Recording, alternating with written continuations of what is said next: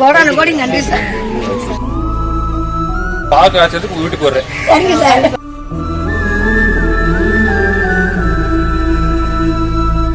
வீட்டுக்கு பால் காய்ச்சும் போது கண்டிப்பா நாங்களும் வருவோம்.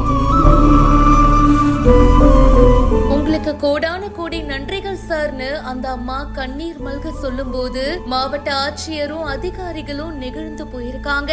எமோஷனலான இந்த வீடியோ இப்ப சமூக வலைத்தளங்கள்ல வேகமா பரவிட்டு இருக்கு. கலைஞரோட கனவு இல்ல திட்டத்தின் கீழே வீடு கட்டுவதற்காக மனு கொடுத்த பயனாளியுடைய இல்லம் தேடி போயிட்டு வீடு கட்டுவதற்கான பணி ஆணையினை மாவட்ட ஆட்சித்தலைவர் கொடுத்திருக்காங்க.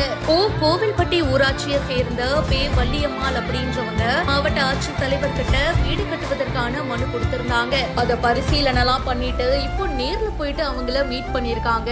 கலைஞருடைய கனவு இல்லம் திட்டத்தின் கீழே பயன்பெற்ற திருமதி வள்ளியம்மாள் அப்படின்ற பயனாளி சொந்த வீடு கட்டுறதுக்கு ரொம்பவே கஷ்டப்பட்டுட்டு இருந்திருக்காங்க. வீடு கட்டலாம் அப்படின்னு சொல்லிட்டு இப்போ அந்த ஆணையை வழங்கி இருக்காங்க. மாவட்ட ஆட்சியருக்கு கண்ணீர் மல்க நன்றி சொல்லியிருக்காங்க. கோடான கோடி நன்றிகள் அப்படின்னு ரொம்ப எமோஷனலா இருக்காங்க. அப்போ பக்கத்துல இருந்த அதிகாரிகளும் மாவட்ட ஆட்சியரும் பால் காய்ச்சும் போது கண்டிப்பா நாங்க வருவோம் அப்படின்னு சொல்லியிருக்காங்க. இந்த சம்பவம் நிகழ வச்சிருக்கு. இந்த வீடியோ பத்தின உங்களுடைய கருத்துக்களை கமெண்ட் செக்ஷன்ல சொல்லுங்க. மேலும் பல செய்திகளுக்கு இப்பவே இந்த ஹேண்டில்ஸை ஃபாலோ பண்ணுங்க.